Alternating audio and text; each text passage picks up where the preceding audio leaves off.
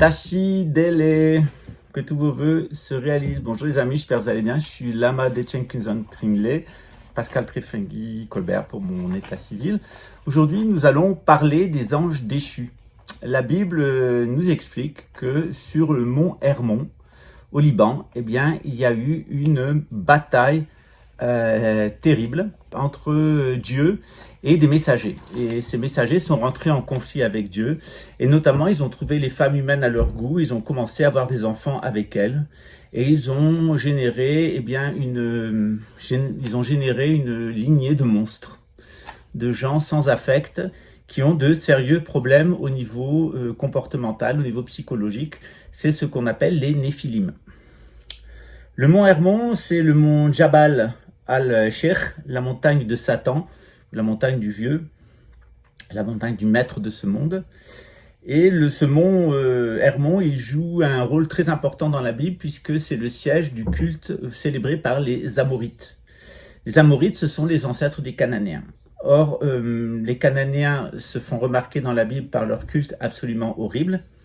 D'abord, ce sont des toxicomanes, ils vivent de la drogue pour vivre dans la confusion mentale. Ensuite, ils pratiquent l'infanticide, la pédophilie et l'inceste, ils ont des sérieux problèmes sexuels. Et troisièmement, ils sont dans l'oubli de Dieu, ils sont en révolte contre Dieu et tout ce qui a un caractère traditionnel. Ça a beaucoup pollué la vie des Hébreux en Terre Sainte, puisqu'une lutte s'est engagée avec les Cananéens, donc les Amorites. Ça a continué du temps du christianisme, puisque les chrétiens ont eu aussi des problèmes avec ce qu'on appelle l'édomisme, c'est-à-dire ce sont aussi des descendants des Cananéens, avec un lien avec Ésaü, le frère de Jacob Israël, qui a une mentalité un petit peu spéciale, une mentalité extrêmement violente, et qui a d'ailleurs perdu son droit d'aînesse à cause de sa violence et de son manque de sagesse. Dans l'islam, nous avons eu aussi un problème avec le mont Hermon, les Amorites et les cultes cananéens, dans la personne des Achachim, les fumeurs de hashish. C'était une secte qui s'était constituée là et qui assassinait les gens pour pouvoir les déposséder. Or, ce culte de la dépossession et de l'assassinat des autres, c'est-à-dire assassiner les gens pour les déposséder, c'est la caractéristique de ces peuples cananéens, mais aussi de leurs descendants qui sont les turco-mongols. Tout ça s'est apparu sur le mont Jabal al-Sheikh, le mont Hermon, avec une récurrence de ce mont dans la Bible en tant que siège de Satan. Et puis ce siège de Satan, il s'est déplacé, ainsi que les Amorites, notamment vers la ville de Pergame. La ville de Pergame devient véritablement le siège de Satan. D'ailleurs, Saint Jean le dit dans l'Apocalypse, le siège de Satan est à Pergame. Et puis, il y a eu un déplacement, avec le déplacement des Édomites vers l'ouest, avec l'Empire grec puis l'Empire romain. On a un déplacement de colonies entières d'Amorites, donc de ces gens qui sont des descendants des Néphilim. Ils ont un crâne un petit peu particulier. Et ces gens-là, vont se déplacer vers l'Europe, et en particulier vers la Suisse. Il y aurait beaucoup à dire sur les liens de la doctrine de Calvin avec la doctrine des Cananéens. En 1596, je suis tombé sur un discours de François de Sales au duc de Savoie qui demande de raser la ville de Genève et d'exterminer sa population. Il dit « Il n'y a aucune ville en Europe qui reçoive tant d'apostats ». Et Saint François de Sales se plaint justement de la quantité de livres d'hérésie, de magie, etc. qui sont publiés à Genève. Dans la tradition chrétienne, qui est liée à Saint Stéphane, je ne vous en donne pas le détail aujourd'hui, mais on nous dit qu'il y a, de Saint-Étienne, qu'il y a un déplacement du siège de Satan à Pergame vers Genève. Genève est la capitale mondiale du satanisme. Elle est identifiée comme telle depuis le cœur du Moyen-Âge. On sait qu'il y a un déplacement qui est lié à la compréhension du géomagnétisme, notamment à la Michael Line. Il y a un déplacement du siège de Satan vers l'ouest. Et ce siège de Satan est véritablement Genève. Genève est liée à ce pacte, à un pacte scellé entre certains hommes et les anges déchus sur le mont Hermon. Le livre d'Enoch nous donne 20 noms d'anges déchus, certaines autres traditions 72, c'est-à-dire c'est lié au cycle de Mercure. C'est-à-dire qu'à partir de la Suisse, on a là la divulgation d'une anti-tradition liée aux anges déchus qui est basée sur la drogue, sur la pédophilie, l'infanticide, les rituels de magie et aussi l'oubli de Dieu. Cet oubli de Dieu, il se fait notamment par la consommation de cannabis. Alors en tant que shivaïste, en tant que bouddhiste, ça m'interpelle, parce que dans la tradition bouddhiste et dans la tradition shivaïte, 3 jours par an pour la fête de Shiva ou la fête de Bouddha, on invite à la population à fumer du cannabis rituellement et à commettre des actes d'autodestruction. Donc c'est vraiment le moment où on est dans l'autodestruction. C'est un usage, disons, sacré du cannabis. Cet usage sacré, lorsqu'il est profané, en sens inverse, c'est qu'il y a un usage quotidien du cannabis, eh bien, c'est des personnes qui ont des tendances destructrices, non plus contre eux-mêmes et contre leur ego, mais destructrices contre les autres et tout ce qui a un caractère traditionnel. Il faut savoir que la Suisse, elle n'est pas seulement le siège de Satan, elle est aussi le siège des écoles Waldorf. C'est-à-dire, c'est une secte d'extrême droite qui est liée intimement au nazisme et qui a été financée par un industriel de la cigarette, industriel allemand, qui a exploité des juifs, des camps de concentration dans ses usines. Un des sièges de cette société était en Suisse et il y avait un lien extrêmement fort par les femmes entre cet industriel, créateur des écoles Waldorf, et la famille de Savoie, la famille royale de Savoie, par les femmes.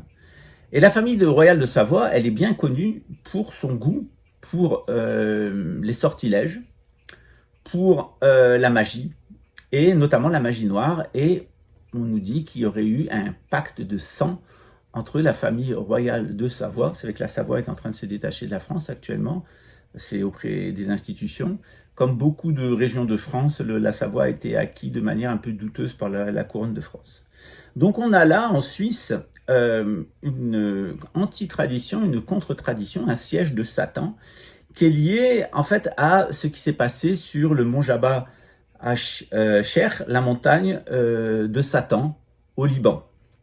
Je suis toujours très circonspect lorsque je suis en contact avec des personnes d'origine libanaise. D'abord parce que j'ai pas oublié le massacre de Chabra et Shatila, où ils ont exterminé des milliers de Palestiniens en les identifiant à des Cananéens. C'est les milices chrétiennes qui ont fait ça. Et il y a véritablement au Liban un culte de la contre-initiation et de l'antitradition. Je suis toujours surpris dans les attaques dont je fais l'objet de voir que c'est toujours les mêmes milieux. C'est toujours lié à la Suisse, c'est toujours lié au Liban, c'est toujours lié à des anciennes capitales impériales qui ont déchu, et c'est toujours lié au même milieu du satanisme de l'extrême droite. Alors c'est sans doute au fait que je suis guénonien. Il faut savoir que René Guénon a reçu exactement les mêmes attaques. C'est aussi des caractéristiques familiales. On s'est toujours battu pour la vérité, Vicit Omnia Veritas, contre la République et contre ce qu'il y a derrière. Parce que derrière la République, il y a évidemment les anges déchus. Allez voir sous la tour Eiffel le mémorial du bicentenaire de la Révolution française. Les bras vont vous en tomber. C'est une apologie des petits gris, des hommes tortues, et comme on les appelle dans l'ésotérisme, et une apologie de la pédophilie, du cannibalisme et de l'infanticide. C'est quand même assez curieux que finalement, il suffit qu'on ouvre les yeux et qu'on voit exactement à qui on a affaire. On a affaire à une secte de pédophiles, à une secte d'infanticide, à une secte de drogués. Rudolf Steiner était cocaïnomane, comme Freud. Comme généralement toutes les personnes qui sont liées à cette affaire de l'antéchrist, il y a un usage des drogues. Pourquoi ? Bien, tout simplement parce que la drogue entretient la pharmakeia, la confusion mentale. Les pratiques sexuelles erronées qu'ils ont, les représentations erronées qu'ils ont de la nature d'eux-mêmes et des enfants constituent à proprement parler la pornéia. C'est des gens où il y a une très large pornographie chez eux avec un éros qui est malade. Chez Rudolf Steiner, il y a un certain nombre de lubies dans ces représentations mentales qui sont par exemple les homosexuels, les noirs, ce qu'il appelle les races inférieures, notamment une race qu'il trouve particulièrement inférieure, dit-il, c'est la race des juifs, la race sémite. Alors c'est très intéressant de voir, quand on connaît bien l'histoire, les liens très profonds entre le nazisme et le sionisme, le rôle qu'a joué la Suisse, par exemple, dans l'oubli de Dieu en Europe, puisqu'elle a provoqué avec Calvin un schisme. Les imprimeries suisses ont absolument déversé sur l'Europe toute la propagande antitraditionnelle à partir de la Renaissance. La Suisse n'était pas un pays neutre. La Suisse était un pays qui était au service de Satan. Et elle continue à l'être. La Banque des règlements internationaux, elle est en Suisse. Le plus gros de l'argent des banksters est en Suisse. La Suisse a servi a créé la montagne de dettes publiques qui pèsent sur les gouvernements et qui font qu'ils n'ont plus aucune autonomie. La Suisse aussi a joué un rôle extrêmement important dans la fraude fiscale, dans l'évasion fiscale, dans le blanchiment de l'argent du trafic de drogue, du trafic d'êtres humains. Et la Suisse reste un très haut lieu de la contre-initiation. Lorsqu'une personne, je suis toujours attentif aux influenceurs quand ils célèbres, en particulier quand ils sont d'origine musulmane, lorsqu'on les voit partir en Suisse et lorsqu'on les voit faire l'apologie de la démocratie suisse, il faut savoir que un des exploits quand même des Suisses, c'est on leur a proposé d'interdire les produits chimiques sur l'intégralité des cantons afin de garantir un bon futur pour les enfants, qu'il n'y ait plus de pollution chimique. Et ils ont refusé. Ils ont refusé parce que le siège de Monsanto Bayer est en Suisse et que ça leur apporte beaucoup d'argent. La neutralité suisse, c'est pas une neutralité. La neutralité suisse, c'est d'être du côté du mal, c'est-à-dire de ne pas se mettre du côté du bien pour lutter contre le mal. De facto, la Suisse est toujours du côté du mal, mais elle dit qu'elle est neutre.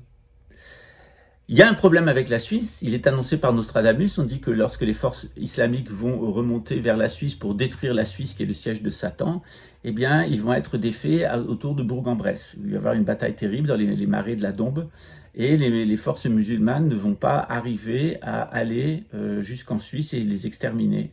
En tout cas, pas les Suisses, parce qu'il y a des gens qui sont croyants, il y a des gens qui sont très bien en Suisse, mais les Amorites de Suisse, c'est les gens qui dirigent la Suisse, ce sont des Amorites.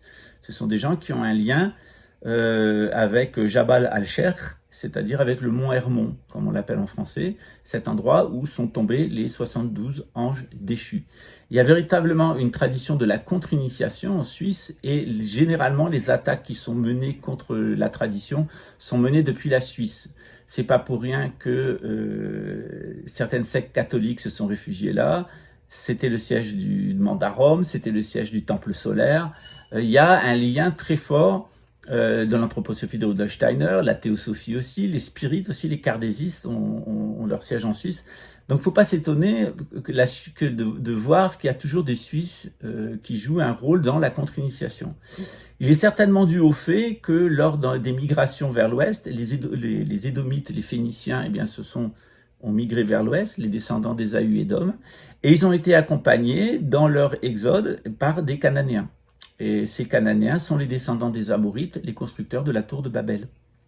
Cette tour de Babel était d'une arrogance folle puisqu'elle était dirigée contre Dieu et ils sont arrivés à mettre toute l'humanité dans la confusion puisque nous avons perdu notre tradition primordiale et nous ne sommes plus arrivés à communiquer les uns avec les autres.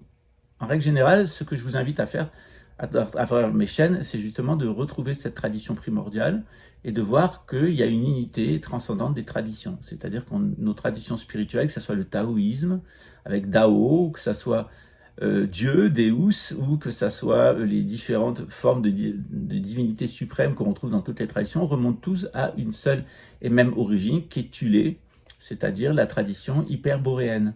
Une tradition qui était au nord, un peu particulière, sur laquelle d'ailleurs Oleg Lenormand a fait des vidéos qui sont assez sympas, assez bien fait, sur les pyramides de Finlande. C'est aussi l'endroit où il y a le Père Noël, faut pas l'oublier. Et tout ça est lié au claustrum, etc. Et c'est le point départ des 7 tours du diable. Donc on est véritablement là sur un axe, sur un des grands mystères de l'humanité, sur le grand mystère de nos origines. L'Apocalypse de Saint Jean, on a fini aujourd'hui le cours de gnose chrétienne, on va pouvoir reprendre le cours de gnose maçonnique, qui est très intéressant parce qu'il commence par Nimrod, justement, par les constructions des Égyptiens, mais on est bien obligé de parler de la tour de Babel et de l'ancêtre primordial des francs-maçons, qui est Nimrod. Nimrod, c'était un Cananéen, c'était aussi un Amorite, en réalité, et il est lié au mont Hermon. Et sa volonté de créer une tour avec laquelle il concurrencerait le ciel, qui a été châtiée et punie, qui a eu des conséquences très importantes pour l'humanité, elle est aussi liée à la Suisse. Méfiez-vous des architectes suisses ou des cabinets d'architecture qui ont leur siège en Suisse. Et c'est toujours assez intéressant de savoir qui. En réalité, on s'aperçoit à travers l'Apocalypse de Saint Jean que Dieu nous a fait une promesse. Dieu nous a fait une promesse de nous sauver. Et Jésus est venu, il a vaincu la mort pour nous sauver, il est ressuscité et il va revenir. Il va revenir pour sauver les gens qu'il a choisis et il va tuer les 2 tiers de l'humanité. Donc ce qui s'annonce dans l'avenir, c'est pas une paix universelle, c'est une grande guerre, la grande guerre finale, la grande guerre d'Armageddon, où les 2 tiers de l'humanité qui ont trahi, qui ont un lien avec les anges déchus, avec Jabba et Sher, et ces anges déchus, avec Satan, eh bien, ces gens-là vont être exterminés. Donc il va y avoir une extermination des 2 tiers de l'humanité dans l'hémisphère nord. Grosso modo, ça représente 5 milliards d'individus. À notre époque, il y a la théorie de la conspiration vous a fait croire qu'il y avait un complot des jésuites, qu'il y avait un complot des francs-maçons et qu'il y avait un complot des juifs. C'est-à-dire que les juifs, les jésuites et les francs-maçons s'étaient mis d'accord pour créer un gouvernement mondial, etc., etc. Alors, c'est une diversion pour que vous ne compreniez pas le fond des choses. Lorsqu'on reprend l'Apocalypse de Saint Jean, on l'a fait tout ce week-end avec le groupe de gnose chrétienne, la 50aine de personnes qui sont sur ce groupe, ils ont compris aujourd'hui, dernier cours, qu'en réalité, l'Apocalypse de Saint Jean, c'est un extraordinaire message d'espoir. C'est-à-dire qu'il y a toute une partie de l'humanité qui s'est corrompue avec les anges déchus, qui est en révolte contre Dieu, et qui va être éliminée physiquement. Elle va aussi être éliminée mémoriellement, c'est-à-dire c'est des gens qui ne laisseront plus de mémoire. Alors, ça peut paraître un peu bizarre d'avoir un Dieu qui aime tous les hommes et puis qui extermine une certaine catégorie d'hommes. Il faut savoir que ces hommes-là sont pervers. Ils sont pervers parce qu'ils ont oublié Dieu, ils sont pervers parce qu'ils font un usage qui est contraire à l'ambition divine par rapport au sexe, et puis ils font un usage de la drogue. Donc méfiez-vous de la drogue, légale ou illégale, méfiez-vous du sexe, qui peut vraiment amener toutes sortes d'ennuis, et n'oubliez pas Dieu. Dans le Coran, nous avons beaucoup d'informations sur les dispositions mentales des uns et des autres. Par exemple, à la sourate 2, le prophète Mohammed dit « Ô enfants d'Israël, souvenez-vous des bienfaits dont je vous ai comblés. Soyez fidèles à mon alliance et je serai fidèle à la vôtre. Réservez-moi, révérez-moi et croyez au livre que j'ai envoyé pour corroborer vos écritures. Ne soyez pas les premiers à lui refuser votre croyance. N'allez point acheter avec mes signes un objet de nulle valeur. Craignez-moi. Ne revêtez pas la vérité de la robe du mensonge. Ne cachez point la vérité quand vous la connaissez. » Évidemment, il y a dans nos traditions, dans la Bible et dans le Coran, qui communiquent l'un avec l'autre toutes sortes d'informations. Quant au mont Hermon, au mont Jabal al-Sheikh, le Coran nous dit « Satan a fait glisser leurs pieds et les a fait bannir du lieu où ils se trouvaient. Nous leur dîmes alors « Descendez de ce lieu, ennemis les uns des autres. La terre vous servira de demeure et de possession temporaire. » En réalité, il s'agit des anges déchus qui ont été autorisés par Dieu, par Allah, par Jéhovah, à venir dans ce monde et de revêtir des formes humaines. Après le déluge, les formes humaines leur ont été interdites. Mais ils ont continué à s'exprimer à travers des personnes qu'ils possédaient. Et les Cananéens, les Amorites, tous ces gens qui sont liés au mont Jabal al-Sheikh, le mont Hermon, ils sont, parce qu'ils sont oubliés Dieu, parce qu'ils sont en lutte contre lui, parce qu'ils ont des problèmes sexuels, certains, très certainement, pour la plupart d'entre eux, c'est des problèmes de bâtardise. Lorsque les gens s'excitent beaucoup, souvent c'est qu'il y a un trouble d'identité qui est lié à la bâtardise, à l'infidélité. Je me méfie beaucoup des gens des familles aristocratiques, surtout par les femmes, lorsque ça vient par les femmes, et que ces personnes-là apostasient, surtout des gens qui sont liés aux familles royales. Et puis évidemment, il y a le problème de la drogue. La drogue entretient la confusion mentale. Donc dans ce contexte-là,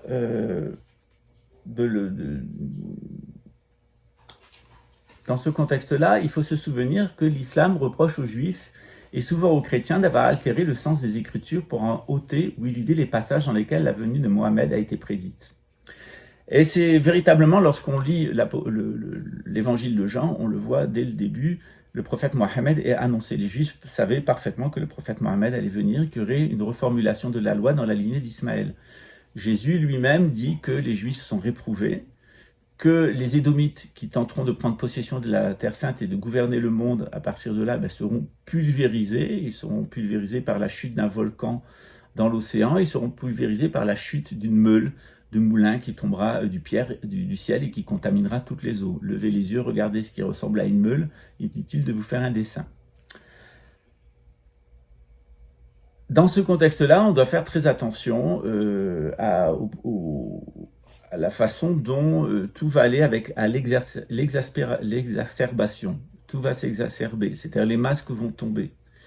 Il est très important de faire tomber les masques, il est aussi très important de montrer le lien congénital entre le nazisme, le sionisme et le rôle qu'a joué la Suisse. La Suisse a joué un rôle énorme dans l'avènement du nazisme, puisque les financements ont passé par la Suisse, et la Suisse a provoqué 2 ans de guerre supplémentaire. C'est vrai pour la guerre de 14 et c'est vrai pour la guerre de 40. La guerre aurait dû être terminée en 42-43, elle a duré 2 ans de plus à cause des banquiers suisses et du peuple suisse. C'est vrai ensuite dans la constitution du sionisme, la Suisse a joué un rôle énorme dans le sionisme. Après avoir alimenté le nazisme, elle a alimenté le sionisme. Tout l'édifice du sionisme et de la gouvernance mondiale qui est derrière et qui est lié à la couronne britannique est lié à la Suisse et à l'argent qui y circule. Pourquoi est-ce que cette haute montagne, c'est très beau la Suisse, moi j'adore aller en Suisse, c'est très beau. Quand les Suisses sont chrétiens, c'est des gens formidables, j'ai de très bons amis, Aldo et Shakti qui sont en Suisse, c'est des Shivaïtes, c'est des gens qui ont été extraordinaires dans ma vie. Mon ex-femme était suisse, j'étais très très heureux avec elle, d'origine suisse-allemande. Et je suis toujours éberlué par cette différence que je trouve en Suisse. J'ai pas mal d'étudiants en Suisse. Entre la très haute spiritualité, on a des centres bouddhistes tibétains formidables en Suisse. Et je remercie les Suisses de l'accueil qu'ils ont donné. Il y a beaucoup de Tibétains qui ont obtenu l'asile politique en Suisse et qui sont protégés. On a de très beaux monastères en Suisse. Entre ces personnes-là et les personnes qui sont impliquées dans le satanisme. Et les personnes impliquées dans le satanisme, systématiquement, quand on gratte, surtout des personnes qui tiennent des propos anti-traditionnels, quand on gratte, on trouve du nazisme et on trouve du sionisme, qui sont vraiment les 2 frères jumeaux. Steiner était certainement un individu extrêmement toxique. Il sortait de la théosophie, qui est une falsification du bouddhisme et de l'hindouisme, selon les vues du spiritisme et du socialisme. Quant au spiritisme, il est une falsification du christianisme qui a été créé en France au cours du 19e siècle. Alors, en tant que breton, je me sens un petit peu responsable, puisque c'est un breton, Allan Kardec, qui a créé le spiritisme et qui a véritablement créé toute une mouvance sectaire. Elle est très présente ici au Brésil. Les kardécistes se sont unis avec les pratiques de magie noire des Africains, ça donne dans le candomblé. C'est des gens avec qui j'ai toujours été en lutte, puisqu'ils pratiquent tous les cultes cananéens. Encore dernièrement, il y a des centres de candomblé qui ont été fermés parce qu'il y avait des pratiques inconvenantes avec les enfants. Une des premières pratiques des centres de candomblé que j'ai observées, c'est l'incorporation des enfants avortés, ce qu'on appelle les errés, ou les enfants morts en couche. C'est une possession par les esprits vitaux de ces enfants. Donc on est véritablement face à des pratiques de magie noire, ou de magie des noirs, qui sont liées à Canaan et qui sont liées à de très très très anciens cultes qui remontent tous au mont Hermon. Il semble qu'il se soit passé là, dans la très haute antiquité, quelque chose de grave, et que ces Amorites ont migré dans le monde entier, et qu'actuellement ces gens-là exercent le pouvoir dans de nombreux pays. C'est vrai par exemple aux États-Unis avec les Skull and Bones, vous savez que les Amorites ont un crâne et des fémurs qui sont un petit peu particuliers. Ça permet de les identifier. Les progrès de la génétique, on comprend un petit peu mieux comment fonctionne aussi la physionomie des personnes et la psychophysionomie, c'est-à-dire les traits psychiques qui sont liés aux structures osseuses, aux structures corporelles. Et avec l'amplification électrique, il y a toute une catégorie de personnes qui sont d'origine amorite qui demandent à changer de sexe.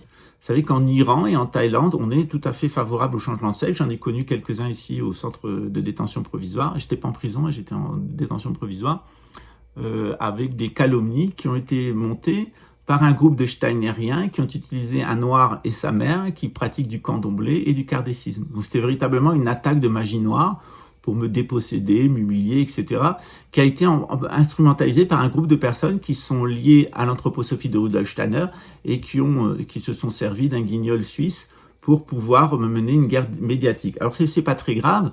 De mon côté, j'ai aussi mené mon enquête. Je peux absolument tout dire sur ce personnage, ses problèmes de bâtardise, ses problèmes de drogue, ses problèmes de sexe, ses problèmes de troubles psychiatriques et ses liens avec l'Allemagne nazie. Les manufactures de cigarettes, l'exploitation et l'extermination des Juifs, c'est véritablement extrêmement honteux. c'est toujours les gens qui ont le plus intérêt à se taire qui parlent le plus. René Guénon, dans Le règne de la quantité et les signes des temps, nous a expliqué ce qu'était fondamentalement l'anthroposophie de Rudolf Steiner. Alors on peut éructer de tous les côtés comme on en a envie et illusionner les gens, il reste un fait. L'anthroposophie de Rudolf Steiner est liée à la théosophie. La théosophie est un enfant orientalisé du spiritisme et tout ça est lié aux anges déchus et au satanisme. C'est-à-dire malgré le côté assez rigolo des esprits, de la nature, des enfants qu'on doit laisser libres, etc., de la sexualité libre, etc., derrière le côté karma, Bouddha, etc., que nous dit des maîtres ascensionnés, et le côté assez affectif, d'ailleurs, où on pourrait rentrer en contact avec des défunts qui nous manquent et communiquer avec eux.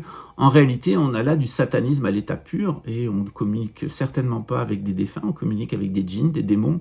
Ce n'est pas du bouddhisme et ce n'est pas de l'hindouisme, c'est une espèce de Bouddha cosmique, il est bouddhique, il est christique, il est gagatique. Et on a au final un espèce de mont Hermon, qui est la Suisse, qui va jouer un rôle très important dans l'Apocalypse de Saint Jean, puisque c'est le siège de Satan. Et que véritablement, il va y avoir un jugement spécifique de la Suisse et des Suisses, qui est dû au rôle qu'ils ont joué, au rôle contre-initiatique qu'ils ont joué au cours de l'histoire, et notamment la destruction des institutions européennes. Il faut rappeler qu'à la Révolution française, les révolutionnaires de 1789, la première chose qu'ils ont fait, c'est exterminer les gardes suisses des Tuileries. Et certainement, il y a certainement là quelque chose à comprendre. C'est un message clair qui était envoyé aux Suisses, c'est-à-dire que le fait qu'ils puissent être recrutés pour leur neutralité, pour défendre les traditions, notamment le Vatican et les monarchies, eh bien, était passé, que les Suisses étaient définitivement passés du côté de la contre-initiation, du côté du satanisme, du côté de l'humanisme, et du côté de Satan, Shaitan, et où ils seront les Aliwa al-Shaitan, c'est-à-dire les saints de Satan.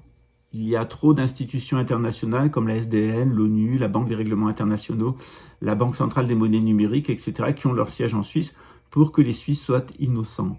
Ils sont en réalité certainement les plus coupables des Occidentaux et on le doit à cette filiation avec Jabal el-Shach, c'est-à-dire le mont Hermon et la chute des anges qui se sont révoltés contre Allah, contre Jéhovah.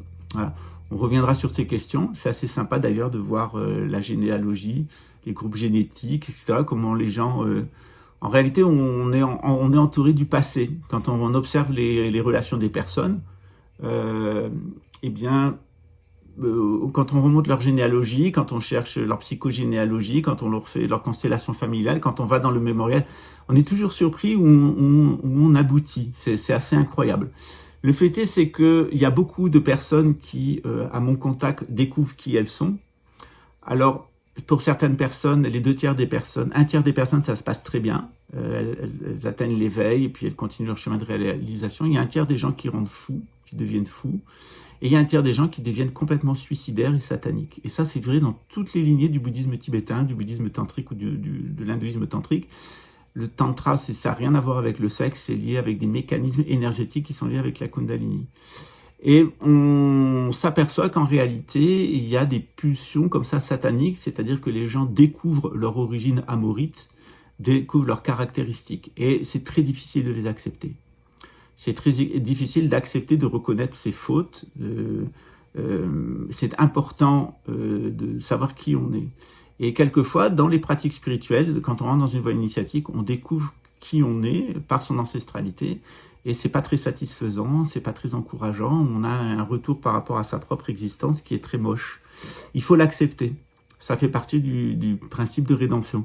Le Bouddha et Jésus, ils sont venus pour tous les hommes, et y compris et les Amorites, et surtout les Amorites, parce que les autres n'ont pas besoin de rédemption, puisqu'ils se comportent virtueusement, avec beaucoup de vertu, vertueusement. Donc, il y a toujours une certaine difficulté à vouloir accéder à la connaissance. Le rabbin qui m'a initié à la Kabbale me disait, comme mon maître de l'hindouisme, 1 tiers de personnes qui arrivent, 1 tiers de suicidaires et 1 tiers qui vont à l'hôpital psychiatrique.